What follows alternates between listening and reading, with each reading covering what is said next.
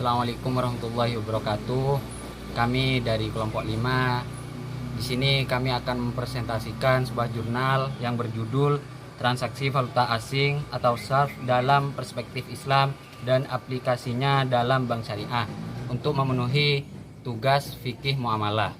Sebelumnya saya Rifki Ali Reza dengan NIM akhir 089. Saya Hafizan Nadi Putra dengan NIM akhir 008. Nama saya Ainun Dewi Afifah dengan NIM akhir 142.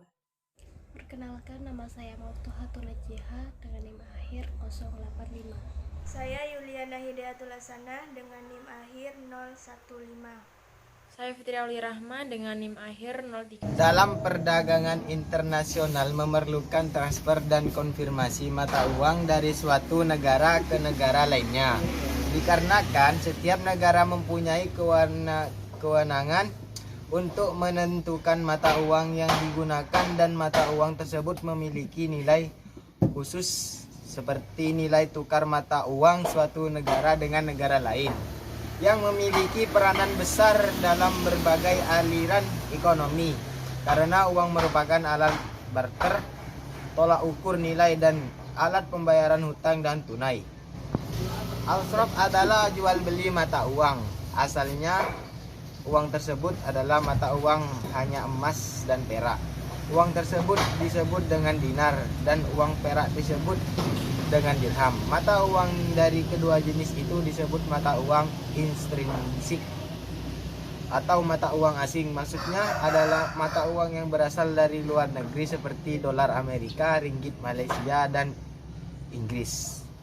Apabila terjadi perdagangan internasional, maka sikap setiap negara memerlukan valuta asing yang digunakan sebagai alat bayar luar negeri yang di dalam dunia perdagangan disebut dengan devisa. Dasar-dasar hukumnya adalah seperti praktek al-sharaf hanya terjadi dalam transaksi jual beli, di mana hal tersebut dibolehkan sesuai dengan firman Allah dalam surat Al-Baqarah yang bunyinya, orang-orang makan mengambil riba tidak dapat berdiri melainkan seperti berdirinya orang yang kemasukan syaitan lantaran tekanan penyakit gila. Keadaan mereka yang demikian itu adalah disebabkan oleh mereka yang berkata, sesungguhnya jual beli itu sama dengan riba. Orang-orang telah sampai kepadanya larangan dari Tuhannya, lalu terus berhenti, maka baginya itu yang telah diambilnya terdahulu dan urusannya kepada Allah. Orang yang kembali maka itu adalah penghuni-penghuni neraka, mereka kekal di dalamnya.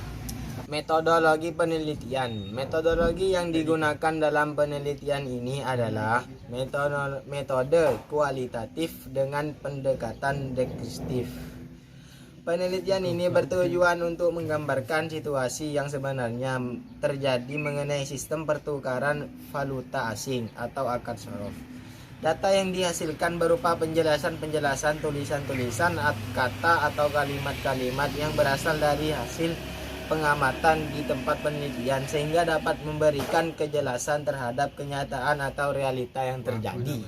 Dari hasil penelitian pada Bank Syariah Mandiri KCP Makassar Unismo dapat disimpulkan bahwa mekanisme pertukaran valuta asing dalam akad al-sharaf dilakukan dengan yang pertama, nasabah langsung mendatangi bank syariah.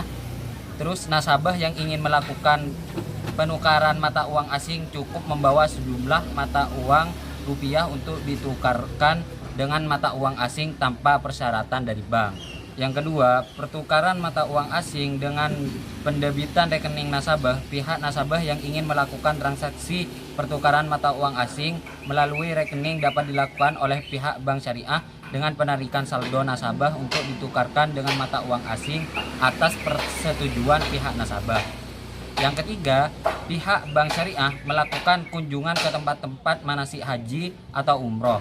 Pihak bank syariah berkoordinasi melalui surat permohonan kerjasama dengan pihak travel rekenan bank syariah untuk menyediakan stand atau tempat dengan pihak travel rekening bank syariah atau penukaran mata uang asing bagi para calon jemaah haji atau umroh. Yang keempat, bank syariah melakukan transaksi pertukaran valuta asing ditangani oleh pihak teller pihak teller menjelaskan nilai penjualan rial kepada nasabah suatu sesuai dengan kebutuhan nasabah terhadap jumlah mata uang asing. Kemudian teller merekap seluruh transaksi pertukaran valuta asing untuk dipertanggungjawabkan kepada Branch Operation Service Manager atau BOSM. Transaksi pertukaran mata uang asing yang dijalankan Bank Syariah dilakukan sesuai kebutuhan nasabah terhadap jumlah mata uang asing. Kesesuaian pelaksanaan transaksi valuta asing berdasarkan prinsip syariah Islam yang telah dihimpun dalam Akad Al-Saf. Bank Syariah melakukan pertukaran valuta asing sesuai prinsip syariat Islam dengan kegiatan transaksi.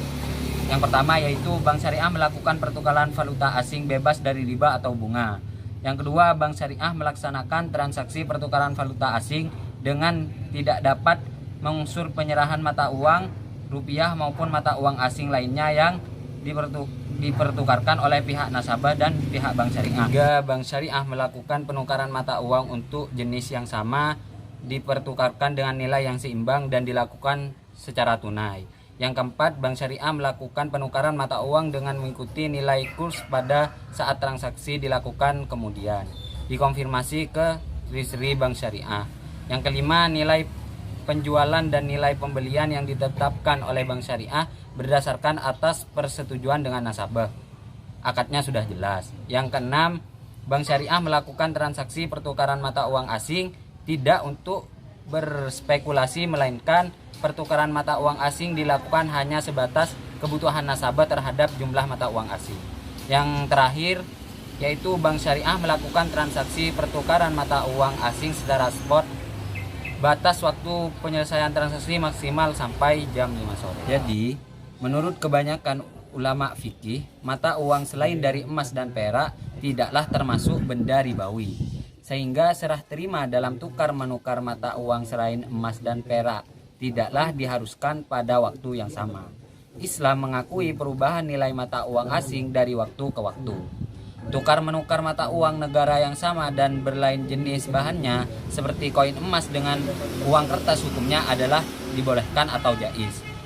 Berjanji untuk menukarkan uang asing dengan mata uang setempat pada waktu dengan harga yang ditetapkan hukumnya juga diperbolehkan. Sesuai prinsip syariah, praktik jual beli mata uang asing atau as-saf adalah dibolehkan jika dilakukan berdasarkan kerelaan antara dua belah pihak dan dilakukan secara tunai, dengan tidak adanya penambahan antara suatu barang yang sejenis.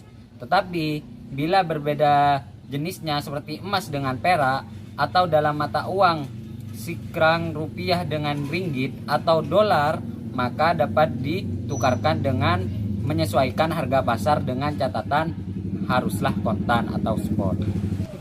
Jadi kesimpulannya adalah dalam penelitian yang dilakukan menunjukkan bahwa transaksi jual beli valuta asing atau as-saf pada dasarnya muncul dikarenakan ada kebutuhan konversi mata uang antara satu dengan mata uang lain dalam lalu lintas perdagangan internasional. Hal ini dikarenakan setiap negara yang melakukan aktivitas perdagangan internasional atau ekspor dan impor pasti akan membutuhkan alat bayar, yaitu mata uang yang berasal dari negara yang menjadi mitra perdagangan, dan masing-masing negara mempunyai aturan yang berbeda satu dengan lainnya dalam menentukan jenis dan nilai mata uang masing-masing. Sekian dari kelompok kami, kurang lebihnya mohon maaf. Ihdinas siratal mustaqim. Wassalamualaikum warahmatullahi wabarakatuh.